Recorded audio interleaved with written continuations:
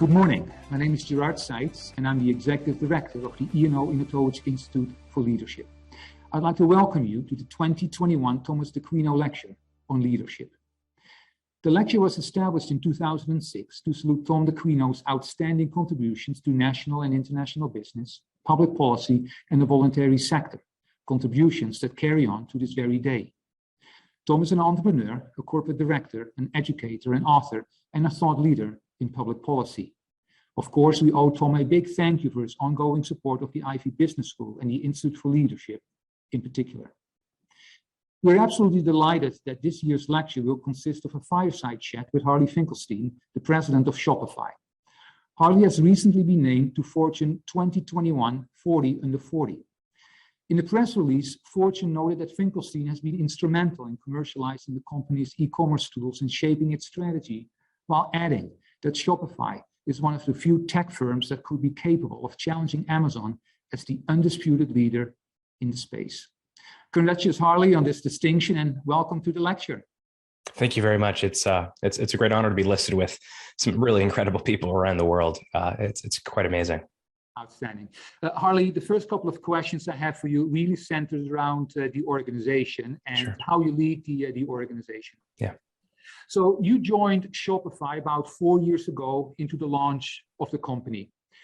Could you please briefly describe how it's evolved as the company's gone from a startup to one of the largest e-commerce companies in the world? Yeah. So I joined Shopify about 12 years ago. And interesting enough, so the company had started about 4 years before I joined, but my interaction with the company started almost at day one. I was one of the first customers of the Shopify product. I was born in Montreal. I grew up in South Florida. And when I went to undergrad at McGill, I didn't apply to Western, so it's no McGill versus Western rivalry or anything like that. But I was at McGill, and I had to support myself. My parents in 2001 were no longer able to support me, so I started a little t-shirt business. Ended up selling t-shirts to universities, including Western. And a mentor of mine convinced me to go to law school at the University of Ottawa, where he was teaching to become a better entrepreneur. So I moved to Ottawa, had no friends, never even been to Ottawa before. Ended up asking where the entrepreneurs hung out. Ended up meeting Toby at the time. And he was just starting to sell snowboards on the internet. And because he didn't find good software to sell these snowboards, he decided to write his own piece of software to sell the snowboards. And I ended up using that software as one of the first merchants on Shopify to sell my t-shirts. And in the early days of Shopify, really the goal was survival. It was, how do we just get to the next month, the next quarter? How do we make payroll? The mission and the question we were trying to answer was fundamentally quite simple. What would happen if anyone who wanted to or needed to was able to start a business? And that in itself doesn't seem overly profound, but if you look at the history of company building, which Gerard, you know all about, and you look at the barriers to entry, for so long, entrepreneurship and business creation was really out of the hands of most people. It was too expensive. It was too complicated. And we wanted to level the playing field. And so this first couple of years, I remember back in 2010, we probably had, a couple thousand merchants. All we were trying to do is get the next 1,000 merchants, because that would allow us to continue operating. And the goal was very much, what I would refer to as an infinite goal. It was to keep playing the game as opposed to hit any type of particular, a finite goal or any KPI or metric. And it wasn't until probably around 2013, 2014, prior to going public, where it became clear that what we are building here can actually have a really big, meaningful impact on the world, that we can change the way humans think about independence. They think about their own, being able to sustain themselves and provide for themselves. And we realized that Shopify, even though fundamentally what we were doing is we were creating software, what the macro version of that is really that we were trying to create a movement around more entrepreneurship means better things around the world. So what was the initial pitch? Because at some point, I guess you accepted the job offer. And so Toby said, well, it's time you stop being a lawyer, become an entrepreneur. How did that work, Harley? Yeah, so it's it was quite different. So after I did a joint law MBA at the University of Ottawa, and all throughout law school and then business school, I focused on building this online t-shirt shop. And what was sort of the epiphany that I had was, there I am sitting in tax law class in 2006, for those that have taken tax law know it is tough. It is a difficult class. I was kind of bored, so building my business in class seemed like a really good idea. But in a matter of an hour or two, I was able to launch and effectively compete with Walmart. I was selling licensed t-shirts. So my major competitors were the large retailers like Walmart and at the time Sears and a couple other companies like that. That idea of someone who had very little money, very little experience, being able to launch something to a global audience with scale in a matter of a couple of hours for $29, that was dramatic. And so by the time I'd finished law school and business school, I went out to Toronto in 2008 to article to work at a law firm. It was a corporate finance law firm. And I hated law. Law for me was the antithesis of entrepreneurship, sort of not law itself, but the law firm culture. It was very much about legacy. Whereas entrepreneurship is really more about meritocracy. It's not a perfect meritocracy because nothing is. Some of us are born on second base or third base, others are not. But entrepreneurship was always the great equalizer for me because it meant equal opportunity for the most part. And so in 2008, I called Toby and said, I cannot practice law anymore. I have 10 months of articling I need to do. And as soon as I'm done, I'd really love to join you. And it was Toby and a few other engineers at the time. And my experience was, look, as an entrepreneur, as a merchant on the platform, I think so many people can really find value and get service from the Shopify, product. Let me help commercialize this. Let me help take this to market. We didn't have a CFO. We didn't have a CMO. We didn't have a sales team. We didn't really have very much. It was just a group of really, really smart engineers. And my role in those early days was, let me just take everything off your plate that is not product, is not technology. And actually, if you fast forward till today, the partnership that I've had with Toby over the last 12 years or so is really understanding what each of our skill sets are and what our weaknesses are, and not necessarily trying to become well-rounded, but rather finding people that are better at our weaknesses so we can sharpen our tools around our strengths. I think that in itself is dramatic because most people, most leaders, they tend to want to become well-rounded. They want to be really good at a lot of different things. And at Shopify, we want people that have really sharp strengths as opposed to a lack of weaknesses. And that was my pitch to him. Hey, let me come and take off all the stuff on your plate you don't want to do. And that was the beginning of our partnership. Love that answer, Harley. And I also think it's a very strong endorsement of a dual degree program, right? Of which we have many at the Ivey Business School. Next question. Shopify seems to have a very dynamic culture that is very much true to its entrepreneurial roots. How much of that is down to Toby's influence, and how much does the leadership team reflect that culture and outlook? Yeah. Toby would say that most people misunderstand culture. He would say that most people feel that culture is cemented. It is static. And people join and have to effectively become fluent in that existing culture. And actually, he would argue, and I would argue, that that's not culture. Culture actually is absolutely dynamic. It is a living tree. The culture needs to change. With every new person that comes, the culture should develop. It should be modified. The first thing that I did when I got to Shopify, and Toby would laugh about this, and he continues to make fun of me about this, but it's important. We were in the Byward Market, which is a really nice area near downtown Ottawa. We were above a restaurant called Tucker's Marketplace. And we had these big, beautiful windows. It was a very small office. We had really nice windows. And one of the first things I did was I put up signage over the windows, sort of these canopies that said Shopify. And he would say, well, why do you want to do that? I was like, because I want the world to know Shopify is here. So when I joined, even though I wasn't like the other people that were there, I tried to bring more authenticity, my version of authenticity, my version of ambition to the company and to the culture. And as we've grown, we're now, over 8,000 people that work at Shopify. I actually think with every new person that joins the company, the average quality goes up, but also the culture develops in a much better way. And I think that's a better way to think about culture. I think most people get it wrong because they assume culture is the perks, or culture is, the signs up on the wall that say leadership with the big eagle. That is not culture. Culture is what people do when nobody is watching. What does someone that works at the company How do they operate? What do they care about when no one is watching? And I think that we believe that the culture of Shopify is not just the inputs of the leadership team, but rather it is a proxy of everyone that works there. And you have to monitor that because culture can go offside sometimes. But I think we've been really fortunate over the course of our company. Our culture only has gotten better, and we're not trying to hold on to any status quo culture. Rather, we're letting it develop. What would you consider, Harley, kind of the three defining issues of the culture at Shopify today? Yeah. Well, first of all, we hire a lot of founders, a lot of entrepreneurs. We think that the idea of hiring entrepreneurs allows us to make sure everyone is very resourceful. The idea of being an entrepreneur at its very core is doing a lot with a little. It's seeing problems and trying to find a better solution. If there are two options and you don't like those two options, generate new options.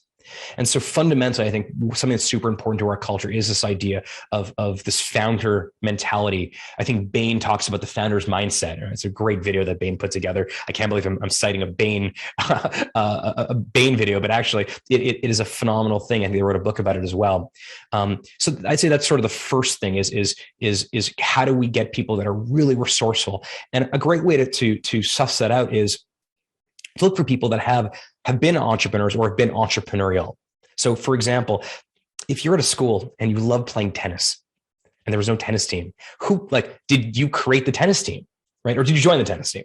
Those are different things, because if the tennis team didn't exist, but you had this desire for it to exist, you took a very entrepreneurial approach to something as simple as an extracurricular activity at a school. So I would say that the founder mindset or founder mentality is really, really important. The second thing is, because we're so large, organizing the company, sort of the structure of the organization is really important to us. We have this great board member on our board. Her name is Gail Goodman. And Gail was very famously the CEO of a company called Constant Contact, an amazing email marketing company, went public out of Boston. It was eventually acquired, but really amazing company. And Gail talks about the value of reorganizing the company, or reorgs, as it's known. It is less about the destination and more about the journey of actually reorganizing. That when you reorganize your company, and you do it every 2 years or so as we do it, the company builds these incredible antibodies. The company builds this incredible resiliency whereby we get comfortable with being uncomfortable. I think that's really important. And so the maxim that we use, the principle that we use to ensure that continues, is highly aligned, but loosely coupled. There's a great concept in technology called APIs, application programming interface. And it's a very simple thing. I mean, when you build an application, for example, for the iPhone or for Android, you're effectively building your application on their APIs. And so it allows you for leverage. And then obviously people can go and buy it. Well, that concept we use internally we have an app program, an ecosystem of many thousands of developers that are constantly building new applications and new functionality for Shopify. And so the way they do it is they don't call us and say, we want to build an application. You go to api.shopify.com, the API documentation is there, and now you can build on top of Shopify. We use a very similar version of that internally from an organizational perspective, whereby every team, let's say you're on the capital team, you're not waiting for the fulfillment team to do something. You're not waiting for the marketing team to do something. That you are able to, again, be loosely coupled to the extent that you can go fast. However, we're all really highly aligned. And so that is where planning really matters a great deal, because once you nail the alignments and everyone is clear of what matters, what's important, what success looks like, what failure looks like, you now can then push to the organization, okay, now go and do your thing, go and hit your own metrics, your own targets. And that highly aligned, loosely coupled is incredibly important. And probably the third piece that we think is really is major principle is mission. Why do we get up in the morning? Why do we do what we do? And I'm the son of immigrants. My father immigrated to Canada in 1956 in the Hungarian Revolution. My family's story is that of entrepreneurs. Even though they didn't call themselves entrepreneurs, they called themselves small business owners. But that wasn't out of passion. In my case, it was almost forced entrepreneurship because nobody would hire them. And so my grandfather ended up setting up a little egg stall as an egg merchant at the Jean Talon Farmers Market in Montreal, and sold eggs his entire life because that's all he could do. And the fact that now we as a company, we can make it easier for people to get started. Some people are going to want to build huge companies. My friends Joey and Tim at Allbirds, looks like at some point soon they're going to be taking their company public. It's an amazing story for me. I remember when they were just starting Allbirds and they wanted to create great sustainable sneakers competing with Adidas and Nike. And now that company is about to go public. It's an unbelievable. Watching these stories is wonderful, and their ambitions were big. But a lot of the people that use Shopify, they're just trying to afford ballet lessons or, hockey equipment for their kids. And so the mission of Shopify for us is so important because we want to make sure that everyone that works at Shopify believes that a future with more entrepreneurs is better. And whenever we're faced with a decision, and the decision might be, it's a spectrum or it's binary, the question is always, what is best for the merchants? And I think that has allowed us to make better decisions, be a lot more, long-term focused. We talk about wanting to build a 100-year company. And the way you build a 100-year company is to not necessarily, always find the highest ROI of every project, but rather, sometimes it's good to leave some resources in the ground for the future. And using this sort of 100-year company building idea, along with focusing on, why do we get up every day? What is the mission? Why is it important to you? It allows us to, I think, be incredibly efficient and effective of building, what is now Canada's largest company.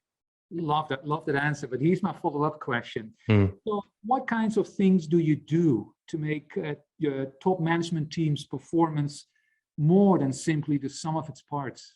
Yeah. Well, a couple of things. First of all, there are times where we all collaborate together. Once a quarter at Shopify, we have hack days where the whole company effectively stops doing their day job for 48 hours.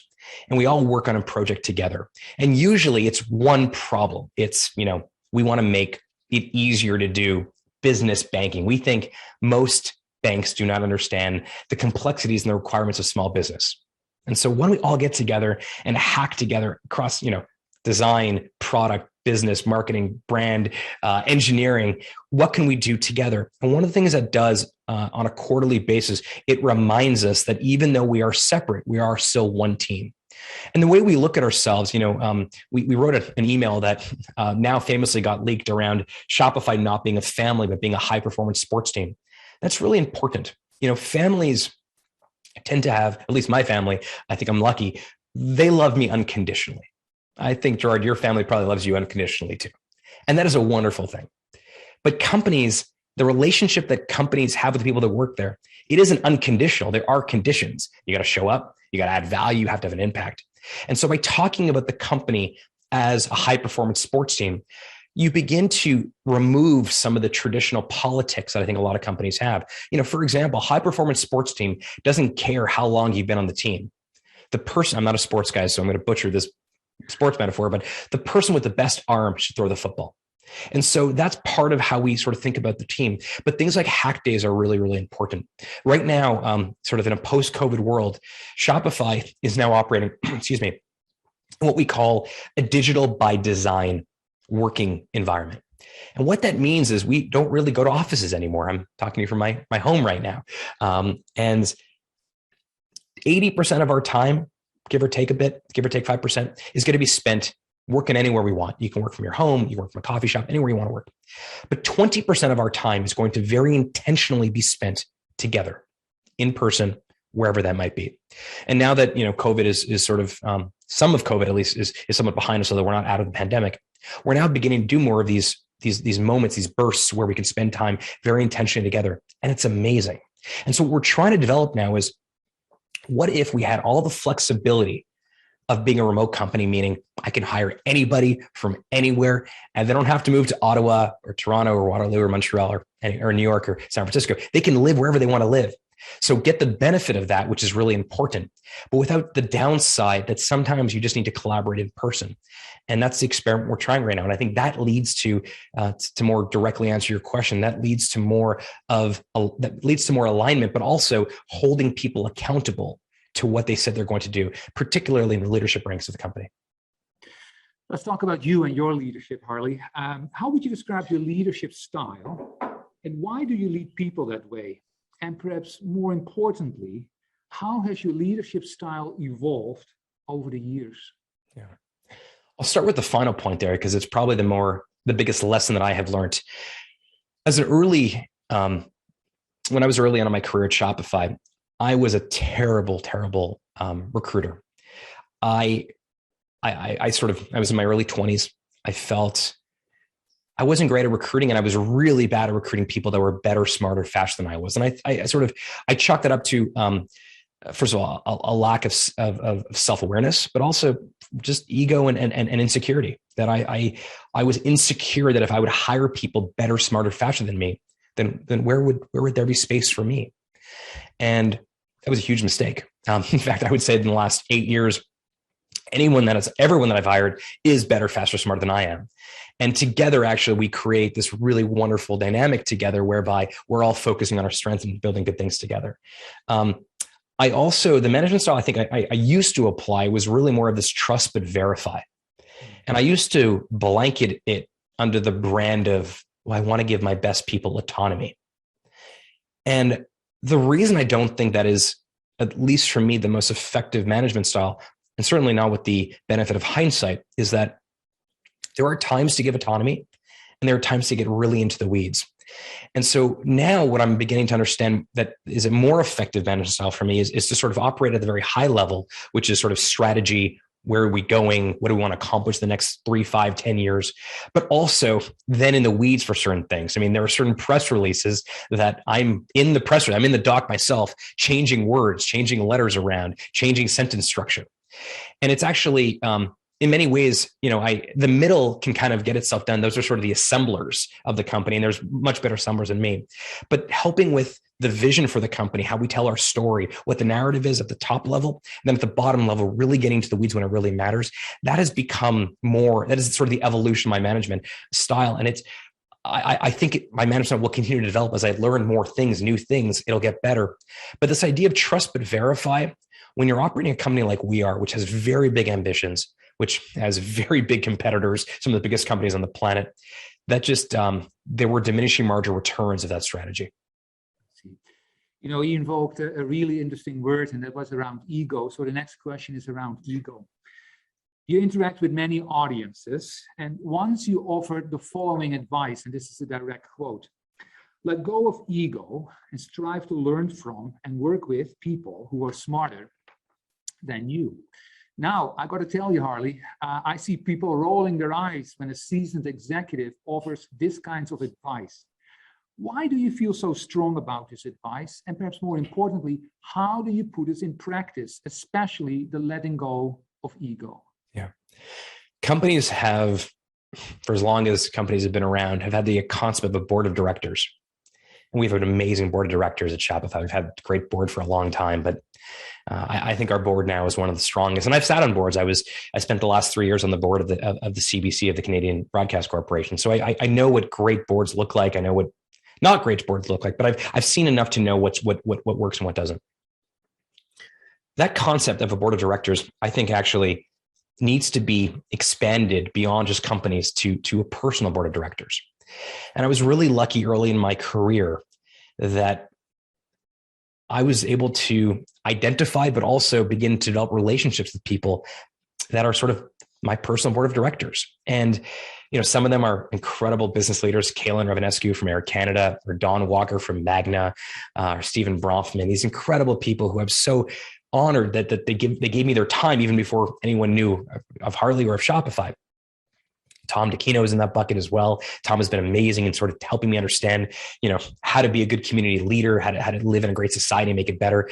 But I think the idea of all of us being able to create, develop, and build our own personal board of directors is really important. One, because these are people that have seen it, but they also hold you accountable. And I remember, this is a lot more vulnerable than I plan on getting at this Ivey lecture, but I will say this: when my wife and I had our first child, Bailey, who's 5 years old, I didn't know how to operate. And so I didn't know how to be a dad. I didn't know how to show up properly for my wife, Lindsay. I was running Shopify. Lindsay was building an ice cream company called Sunday School. It was a tough time for us. And I remember talking to these mentors, these people in my life as personal board advisors, and saying, and I said, how's it going at home? And I'm like, honestly, I'm just focusing on work because that's what I understand. And to a T, every single one of them called me and said, no, not acceptable. That is not okay. We are holding you accountable. You cannot simply not do that or learn about how to be a great dad, a great spouse, a great partner to Lindsay by simply throwing yourself into your work. And I think that is the way that you're able to grow. Again, I used this earlier, but I'll say it again. The idea of getting really comfortable with being uncomfortable is really important. The idea of having a growth mindset, as Carol Dweck, puts it, is so important, not just if you want to build and run a company like Shopify, but I think if you want to be someone that is able to, that you want to be someone who develops over time, that you see a better version, or they see a better version of you see for yourself. That's what that personal board of directors does. And that's the reason why I think it's so important. So the ego thing is one way to sort of characterize it, but a better way to characterize it is, what type of life do you want to live? Do you want to live a life that is, my friend Tim Ferriss always says, easy decision, hard life, hard decision, easy life. I think it's a quote from somewhere else, but he talks a lot about it. And I believe that. I think the magic happens where you put yourself in a position where you don't feel comfortable, where you don't feel safe all the time. But on the other side of those opportunities, I think that's where you feel the most authentic, but also that's where you can do the coolest things.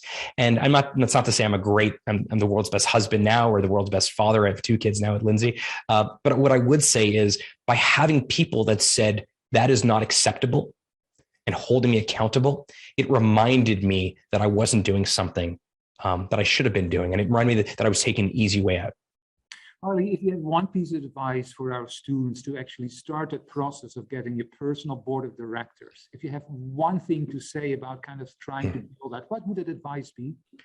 I don't think you can have, one single member of your board. There is nobody on the planet. And I'm lucky as you are, Gerard, to meet some amazing people. I know your Rolodex is unbelievable. But there's not one person whose life I want to entirely emulate.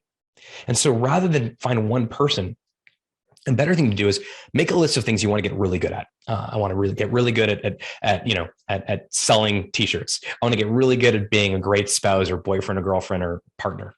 I want to get really good at tennis, whatever those things are.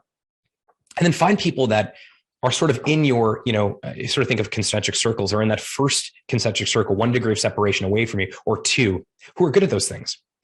And rather than simply cargo culting the entirety of that person's life, instead realize this person maybe is not great at his career or her career, but maybe they're a great tennis coach. Learn tennis from them.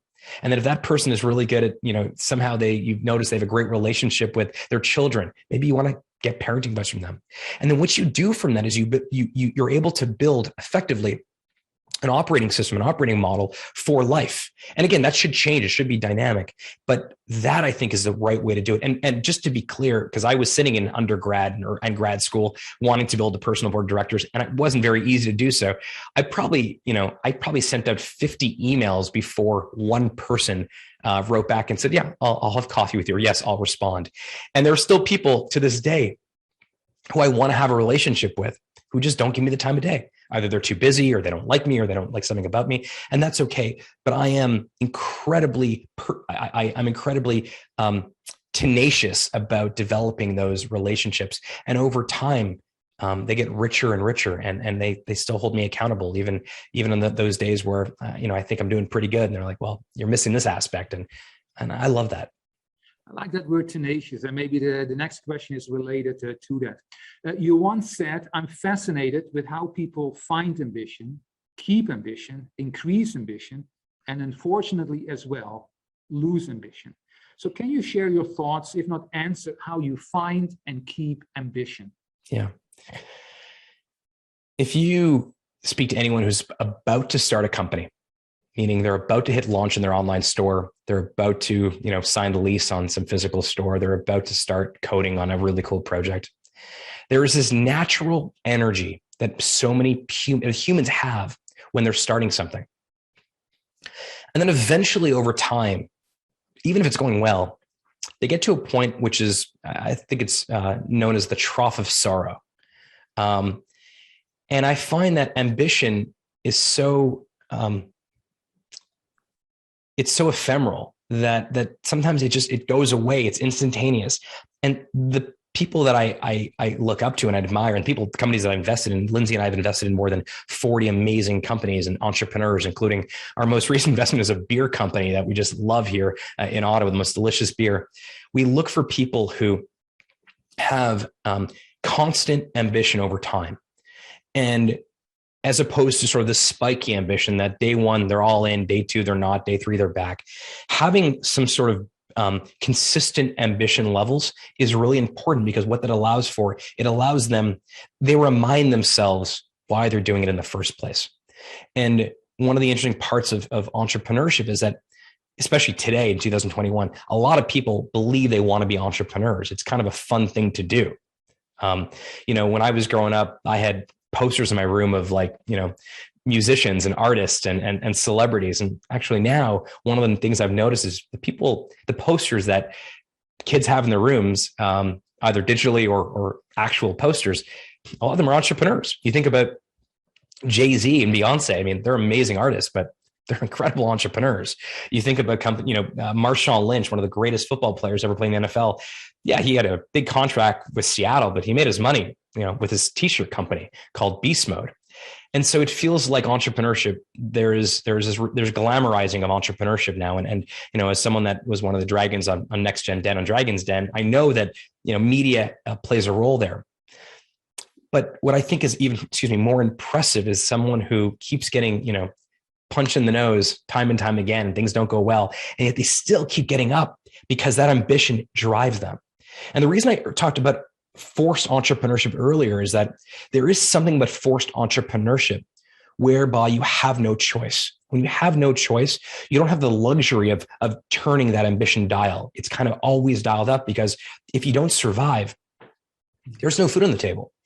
And so what I look for in entrepreneurs that I advise, I work with, I invest in, that I hire at the company, is I look for people that have had a sustained ambition over an extended period of time, because I think that is really important. And by the way, we all have off days. I have days sometimes where I'm out of energy. I'm actually currently fasting right now and drinking this crazy drink because after the weekend, I just felt low energy. And so I woke up this morning, went for a run, and now I'm on a fast because I've built a tool belt. And by the way, this is not my recommendation for anyone. It's just one of the things that I've been able to cultivate through some of these mentorships and through some of my own self-awareness is building a tool belt of tools that I can take out when I'm having a rough day, when I'm feeling anxious, when I feel like I'm sad for when I'm feeling like I got cobwebs from the weekend because I didn't sleep well.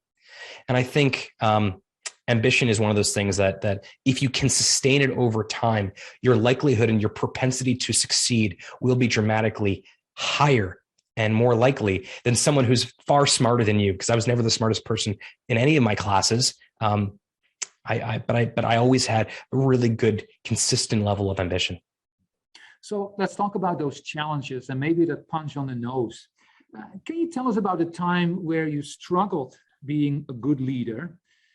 Or perhaps to slightly revise this, has there been any defining moment in your leadership career that helped to redefine how you think or act as a leader?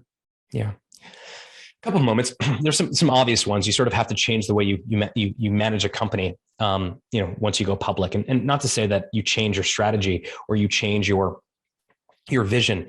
But the one thing that an IPO does, and the transition from private company to public company does, is you immediately, whether you want to or not, there is now a quarterly cadence. And that's what's expected. I mean, Wall Street expected, the analysts expected, your investors expected.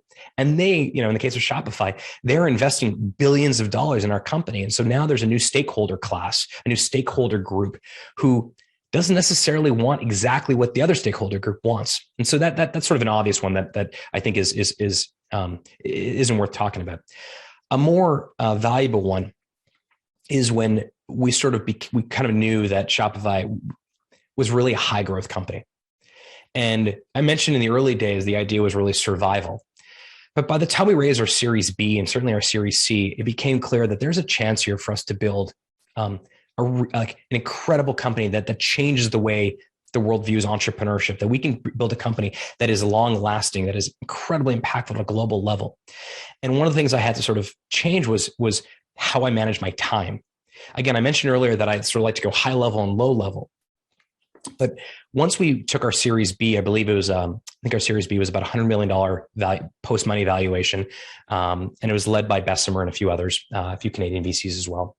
I began to realize the finite resource of my time and how do I balance all that? And I actually shifted from this model of what many of us know as work-life balance to a model that is really more like work-life harmony, that I don't necessarily want to feel like Saturdays. Sometimes there's calls on Saturdays, and how do I balance all those different things? And sometimes on Mondays, I feel like I want to take my daughter to school, and so I won't be able to work for between 9 a.m. and 10 a.m. But that's when I really became strict and almost religious about my calendar. And so if you were to look at my calendar today, which I'm not going to show you, but if you were to look at it, you would see these chunks of time called TT, thinking time. And I began to realize that if I simply allow things to continue as is, as we transition from, startup to sort of high growth startup, there was no way for me to be as thoughtful or as valuable to the company. And so I really needed to begin to restructure my time and the way I think about what is work and what is life and how those all kind of interoperate. That'd probably be the first one. The second one happened, this is more of a sort of on the business side, was around 2017. It became clear that Shopify was really known as an e-commerce company. We were helping companies sell on the internet. And there were some companies that used to sell offline, but it really was more of an appendage on our core business, which was e-commerce. We began to experiment with things like Shopify payments so that anyone that signs up for Shopify immediately gets a payment gateway. So you can accept credit cards within a matter of minutes. But the realization around 2016, 2017 was all of these entrepreneurs that use our product, they have to go and negotiate on their own for all these different things: payments, capital, shipping, fulfillment, marketing. Whereas if we actually really think about what it means to be a platform, as opposed to like an aggregator or a marketplace like Amazon is, if we are really a platform, what if we negotiated on their behalf? What if we negotiated as if we were the second largest retailer in America, which today we are after online retailer after Amazon? We can begin to get these economies of scale that only the second largest online retailer can get, except that instead of keeping those economies of scale for ourselves, we can disseminate them to the merchants on Shopify. And that is in my view, the most authentic and the most legitimate version of leveling the playing field for small business, because now the payment rates or the shipping rates or the fulfillment rates you get, or capital rates you get when you're on Shopify on day one, are similar to what the largest companies on the planet got 10 years ago. And that was a big transition, because no longer were we the e-commerce company. We began to become the entrepreneurship company. We began to be the retail operating system for your favorite brands. And I would say that was a big shift in how we showed up in the world. And that's still, the goal is not only to be the entrepreneurship company, but to be the most important piece of software that the 1.7 million merchants that use us use every single day. And I would say from a business perspective, that was also one major change. So I'm not necessarily sure that was, an aha moment or a failure, but everything had to be rethought. And that, I think, is a story of Shopify, and frankly, of me in a nutshell, which is this idea of not just requalifying for your job every year as a leader at the same pace or faster than Shopify, but as a company to almost recalibrate who we are and what value we bring to the world every single year. Well, the next question actually built really nicely on that, because recalibrate, I think Shopify innovation, it's about big ideas. At the end of the day, making really smart decisions. So, Harley, how do you ensure that lower level employees with relevant expertise feel comfortable disagreeing with you or other leaders at Shopify? Yeah, there's a couple hacks to that, which is when there is a good example of that, anecdotalize that, tell that story ad nauseum. If 100 people have heard it, keep saying that story. So when we do find these great stories of someone who wouldn't normally be deciding something really big and meaningful because their lead or their manager would be doing it, we celebrate that. And by celebrating that, you get more people at their level to begin to make different decisions, to challenge the executive team. The idea of strong opinions weakly held really, really matters. And I try to embrace it every single day. I will come to a meeting, I will come to a project, or come to something we're trying to solve with a strong opinion, because I've thought about it and I've soundboarded it. I've written it out. I like to write a lot in my notebook here. So I'll come with a strong opinion, but it's weakly held. Meaning, if you can show me something that I'm missing, either there's a piece of insight or data that I've not considered, or you have a different experience than I have. So a great example is Shopify's core customer base really is in the English speaking world, but we're beginning to have a lot more merchants in places like Europe and India and Southeast Asia. And so we were thinking about, the future of payments. This is a couple of years back. And we're like, well, credit cards and here's how it's going to work. And we're going to make it easier for people to transact. And someone who worked on our team who was out of Bangalore in India said, well, we don't really care about credit cards here. We care about cash on delivery. We're like, wow, cash on delivery. That's an unbelievable thing. We've never even contemplated what it would be like to buy something online and only pay when the product is delivered to you, or put that charge on your cell phone bill. Like carrier-based billing is what it's called. Or in place like Germany, where debit card transactions are far more prevalent than credit card transactions. So I may come and say, look, I think this is how people are going to transact in the future, and Apple Pay and Shop Pay, these are amazing ways to effectively these sort of payment methods reduce friction. So conversion rates are higher, but effectively, whether it's Apple Pay or Shopify Pay, these are simply better ways to transact on a credit card. Someone comes and says, well, you're thinking of this all wrong. Wrong level of abstraction. Forget credit cards. What are people trying to do here? Oh, they want to pay for something in the way that feels most appropriate to their culture, feels most common to what they grew up using. And so whether it's debit cards in Germany or it's cash and delivery in India, that is now how we have to think about it. And when that is brought to my attention or any leader's attention, my hope is that they embrace and say, you know what? You're absolutely right. I have not been thinking about it right. And then I want to tell that story as much as I can, because I think storytelling is so important, both externally, which is a big part of my job, but also internally. The power of data is so strong, but anecdotes can sometimes even have a larger impact. So I take this wonderful gem of a story and I tell it to everyone. Hey, I was thinking about making this decision around credit cards. And someone in our India office said, well, we don't even know what a credit card looks like because cash on delivery is how we operate. And if you want to sell, but also have merchants in India, that's how you have to do it. And so strong opinions weakly held is a really wonderful principle to think about when you're running a company, and it's getting bigger and bigger. And I love that. On that note also, can you talk to us a little bit about the role of diversity and inclusion in driving your business success? Or at Shopify, is this unrelated? Oh, no, it's absolutely related. More than 50% of our merchants are women on Shopify, like the merchants that use Shopify. So I think the diversity has, it's become a little bit of a policy in certain companies that we have to sort of hit this diversity checklist. And I think that's a good thing because it forces companies to be far more thoughtful about diversity. Forces companies to actually sit down and think about, is our company diverse? But actually, I think what's missing by that is what most companies don't appreciate is that diversity actually is a competitive advantage. If most of my merchants are women and I'm not a woman, I need more people at the leadership table who can help provide a different perspective on how we think about this problem set. And it's not just, gender diversity, it's racial diversity. It's also diversity of thought. I mean, I was born in Montreal. I grew up in South Florida. I lived in Ottawa, Toronto. I've had a very North American, a very Western world upbringing.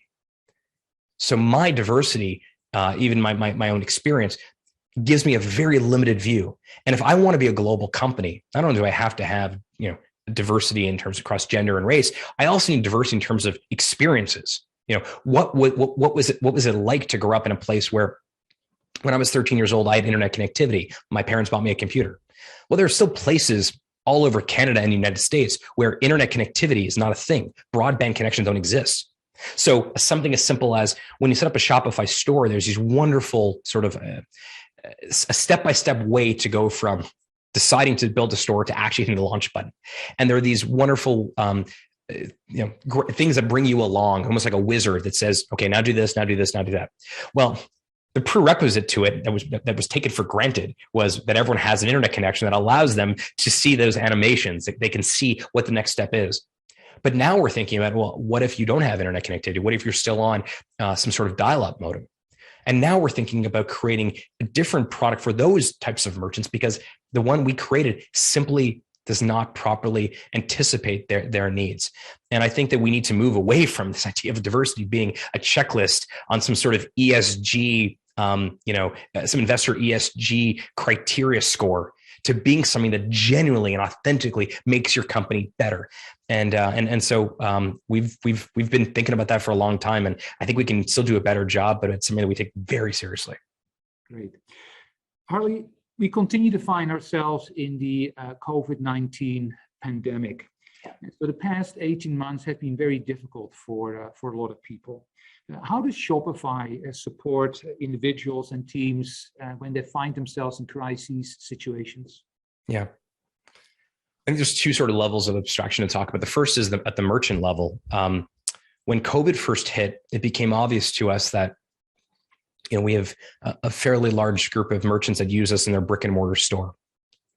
And it was clear that they were not necessarily going to be able to keep those stores open. And so within a week or two of Shopify, the Irish, I believe it was the Irish Prime Minister said this when COVID hit: when the world was at our worst, let them see us at our best. And I thought that was such a profound thing to say, that things were going sideways and people were dying and people losing their jobs.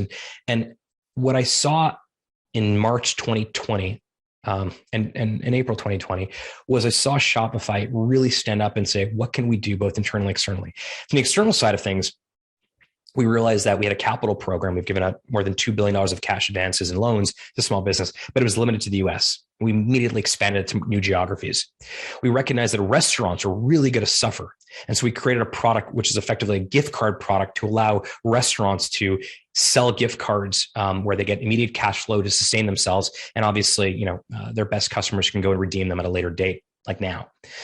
We did things like curbside pickup. So we changed our product in a way, in a very short amount of time, to create resilience or help our merchants with some resilience. Internally, we immediately started to communicate far more. So we became basically religious about Thursday town halls. And we created these AMAs, Ask Me Anything. So anyone in the company can ask anyone in leadership any question they wanted. We decided to give everyone Fridays off for that summer. And we thought that, by giving people an extended weekend effectively, that they would have a little bit more time to themselves, to their family, to their friends, and they would just be able to get through the pandemic with a little bit more ease. We weren't solving things for them, but we were making it a little easier for them. For folks that, were living in rural areas, we got them set up with Starlink, for example. We made sure they had good internet connectivity. We made sure everyone got comfortable chairs and good desks and good monitors, and we paid for all that. So I don't necessarily think that we were this sort of, silver bullet to fix everything for COVID. But I'm really proud of how Shopify showed up both internally and externally when things really got bad, because I think that's how companies should be judged, not when they're coming off their best quarter, when everything is going great and you're at the peak of a bull market. I think you need to be judged when things are going sideways. How do you react? And I'm proud of the way we showed up in those times. Love that answer, Harley. Love it. Harley, you have spoken openly about having anxiety and that it is something you don't seek to get rid of, but rather manage, even going so far as calling it a superpower to be honed. How is that? How does anxiety fuel your, let me try this again. How does anxiety fuel your drive, and how do you channel it to benefit rather than hinder your life, work, and leadership? Yeah. So Gerard, this is a new thing for me, because for a long time, I couldn't, I think naming matters. By naming things, you're able to better address certain things. And for a long time, I didn't know what this was. I felt incredible pressure, and I felt this certain feeling since I was a kid. It was only in the last couple of years working with great therapists and a great coach and speaking to my wife that I recognized, okay, now I know what this is. This is anxiety. This is my version of anxiety. And once I began to name it, I began to then say, okay, well, what is anxiety? Who else has anxiety? What are some of the coping mechanisms for anxiety? And like any good entrepreneur, I want to win at this thing. So I was like, I'm going to get rid of anxiety. I'm going to be totally anxiety free. It's ridiculous. And actually what I've now recognized over the past couple of years is that rather than trying to eliminate anxiety, what if I can manage it? What if I can hone it? So, for example, I do a lot of media, a lot of TV appearances. And when I'm going on CNBC, which I really quite enjoy because I get to tell the Shopify story, it's a 5-minute clip. And I have probably a dozen or 24 data points to memorize. I have a narrative arc that I need to keep in mind, but I'm also talking to, pretty brilliant people, Andrew Ross Sorkin and Carl Quintanillo and Jim Cramer, and they also have an agenda for the show. And so in those moments, just before I'm about to go on, I can feel my anxiety kick in. And actually that's when I want it to kick in, because that's when I'm able to really remember those data points and that story arc. And it's almost feels like it's game time. And I think without having that anxiety, I may be more laid back about it. Well, they already know that I can articulate the Shopify story well, and they already know Shopify. But actually, the anxiety in those moments, just before I'm about to do some sort of big television appearance, it drives me, and it allows me really to hone my skills and be like a sharpshooter, like a sniper. But when I'm sitting around on Saturday morning reading books or making pancakes to my kids, I don't want anxiety then. I don't want to win at making pancakes. I don't want to win at hanging out with my kids. I just want to be there, and I want to be present. And so I began to use sort of the tool belt metaphor again.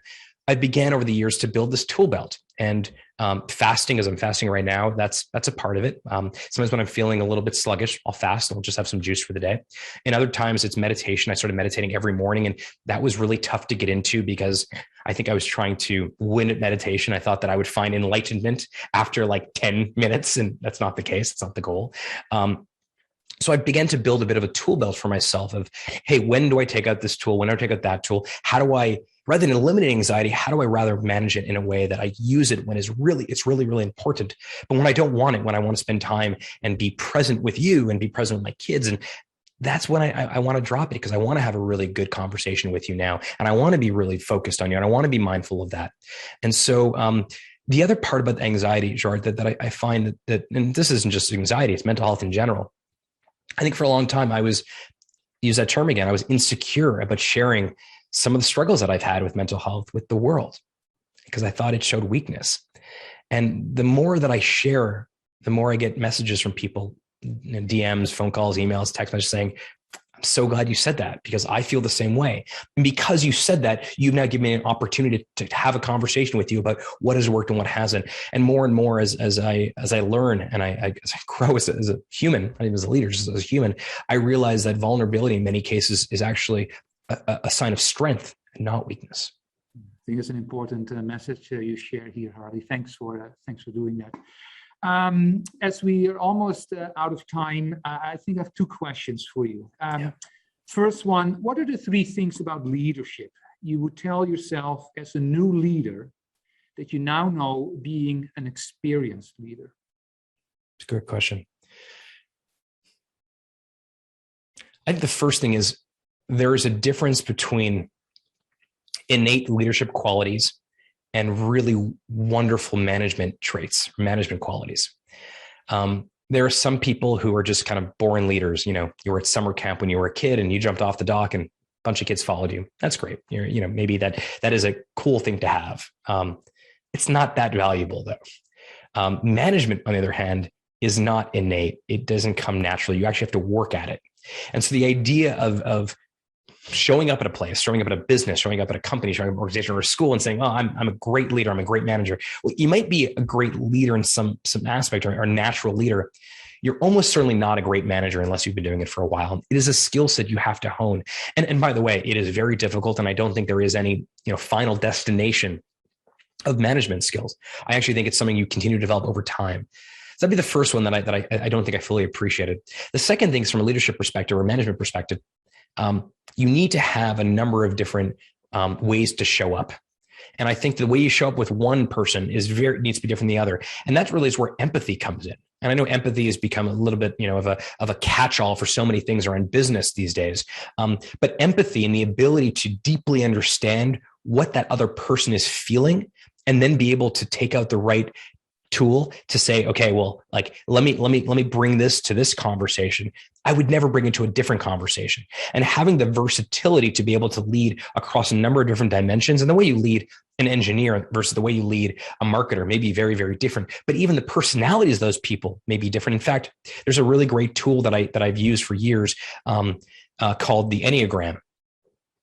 And the Enneagram has been super effective at Shopify. It's effectively 9 different personality traits. And it's knowing what you are is important, but more importantly, knowing what the other person is relative to your Enneagram, level or number is even more important. So I'm characterized as a type 3 achiever, whereas a lot of people at Shopify are characterized as a type 8 challenger.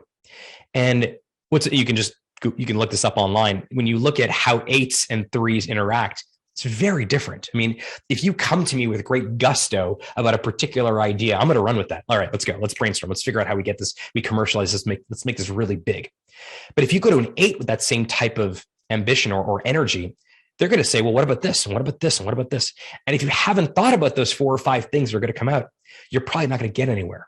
Whereas, type 2 is a helper. And so they're always going to want to help, but sometimes you want them to be a little bit more, less helper-like and more challenger-like. And so how do you have those conversations? So actually the Enneagram has been an incredible device. And by the way, it's not just for work and business. In school, knowing what your classmates are and the people you're in a group project with will be very, very valuable. And probably the last one I would say that has been sort of a lesson for me in leadership is the ability to, this goes back to the first point of mentorship, is be able to seek out other leaders that you want to admire.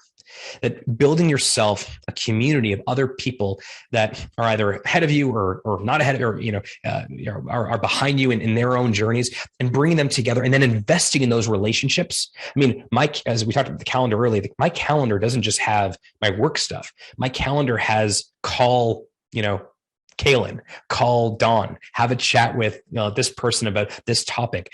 There is, and this is, you're going to laugh at this, but there is walks with my wife scheduled in my calendar because I want to invest in these relationships. And the best way for me to do it with my sort of personality and the way that I view the world is I need to organize and schedule everything. And so knowing what you need and then being able to build a leadership, board of directors that help you on your path and journey is amazing. And coaching has been a huge part of my life. We've had coaches on staff at Shopify since the early days. And I still have a coach that I've been seeing for years. And I remember someone asked Eric Schmidt in an interview, well, you're Eric Schmidt, why do you have a coach?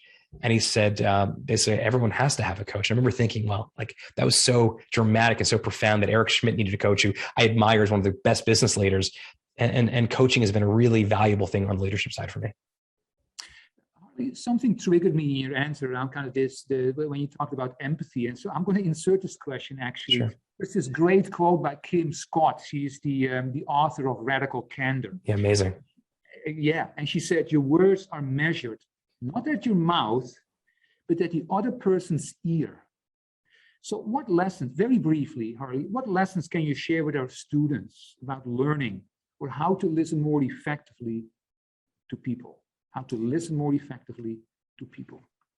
So first, intentions don't matter. Whatever it's nice that you intended to have a certain consequence or a certain emotion or a certain reaction. It doesn't matter. Their interpretation of what you said matters. So because I've been sort of a hard driving entrepreneur for a long time, empathy is not something that has come easy to me. And because of that, one of the things that I do, it's sort of this device that I have, this hack that I have is, if I'm having a really important meeting and I need to be incredibly precise with my language and I need to be very precise in what the outcome of that meeting is, I will say at the end of the meeting, can you just like read back to me or at least give me a sense of what you heard here? And as much as I like to think that I'm a great talker and great speaker and I'm very articulate, which I'm not sure I am, but as much as I might want to think that, in 5 times out of 10, 50% of the time, what they heard is not what I intended. And so by ending the meeting, or at least book ending the meeting with, hey, so we just been talking for 20 minutes. I've tried to explain kind of what I'm seeing and what I want and what I think. What did you hear here? What was your version of that? And Again, 5 out of 10 times it's slightly different. And 1 out of 10 times it's really different. And then I can adjust. And so if you feel like that is something you struggle with, like I do, I think there are ways to simply to hold yourself accountable, but also to check, to say, what did you get? And don't lead the question. Don't say, so you heard me say all these things. No, be very clear. Just say, what did you hear? Like, what do you want to do next? What are the things that, like, what are your main takeaways from this conversation? It's such a wonderful way to just ensure that there is alignment, that you actually have, your intentions don't matter. So what did they hear? I think that's a great way to, at least for me, that's been very effective. That's great advice. Harley, final question. And this is about the future of Shopify. The explosion of e-commerce has opened up new opportunities for small businesses and entrepreneurs around the world. Shopify has been a large contributor to this growth. And so what is Shopify's mission? And what does Shopify look 5 years from today? Yeah. Well, when I started at Shopify, e-commerce as a percentage of total retail was about 5%. In January 2020, pre-pandemic, it was about 15%. But 10 years, and this is total retail. How much of total retail is e-commerce? And today, if you look sort of at a global average, it's closer to 22 to 25%, a bit higher in the UK, a bit lower in Canada. US is somewhere in the middle. So we've had 10 years worth of digitalization of commerce and retail in the last 18 months. It's unbelievable. Now, in many ways, this is what the future, this is what retail would have looked like 10 years or 5 years from now. And we simply pulled it backwards. And so it's a very exciting time for being the company that is thinking about the future of retail. But there's a couple other things that's also happening. When you think, everyone watching, think about your favorite brand right now. For the majority of us, our favorite brands didn't exist 5 years ago either. That's an unbelievable thing. I mean, I'm looking like I'm wearing a Blue Salt hoodie, I'm wearing James Purse pants, and I'm wearing Blue Salt socks. These are great companies that didn't exist 5 years ago, and now they are. In some cases, they're either a fast-growing insurgent, or they're becoming, in the case of Allbirds or James Purse, they're becoming the incumbent. They are becoming leaders in their area. And so when you combine the fact that I think in Shopify, we believe that the future reaches retail everywhere. So we don't necessarily are going to dictate where retail happens, whether it's on Instagram or Snapchat or TikTok or AR or VR or online or off. It doesn't matter to us. The future retail for Shopify is about consumer choice, meaning, or I should say, contrasting that with how retail used to be. We used to go to the store, and the store, it had hours of operation on the store. We'd have to wait for the store to open. We then would walk in, we wait in line. We then would go to the cash. They would say, we don't accept debit card. We don't accept credit cards. For the last 100 years or so, retail was dictated to the consumer. And now the consumer is saying, no, that's not how I want to buy. I'm going to buy in the way that's most convenient for me. And so what we're trying to do at Shopify is create a retail operating system that enables retail to happen anywhere, on any platform, any surface, and at the same time, ensuring that some of these direct to consumer, these new modern brands are able to grow faster, better, more efficient, as quickly as possible. And the way to do that is by looking at across what are all the pain points of retail. So we started with e-commerce, then we did payments, then we did offline commerce. More recently, we're doing things like shipping and fulfillment, capital. Last week, we announced Shopify Balance, which is our version of business banking, because we don't think banks really understand the needs of small businesses. And you can see that with things like fees and minimum balances and rewards that, reward points that allow you to buy, or allow you to rent a car from Avis or Hertz. I mean, these are dated concepts and not what small businesses need. And so what we're trying to do is use our scale as we grow to have many million more merchants to not only allow them to sell anywhere, but to look at all the different barriers to success, whether it's the commerce side of it or it's the fulfillment or capital side of it, and reduce that barrier to success and really level the playing field, and then do it on a global level. We have merchants in 175 countries. I think Shopify is now getting really good at creating product market fit across the entire global the entire globe. And imagine that you are a first-time entrepreneur sitting in a coffee shop, I don't know, some city. Let's say, you're in South America, you're in some city and you're at the coffee shop you're building.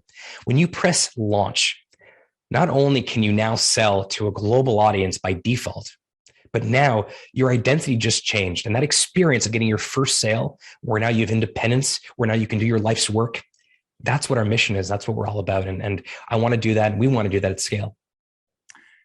Harley, thank you so much for the past 70 minutes to spend your thoughts with us on behalf of the Ivey students, the Ivey faculty, Ivey staff, and the Friends of the Ivey School. Thank you so much for making yourself available.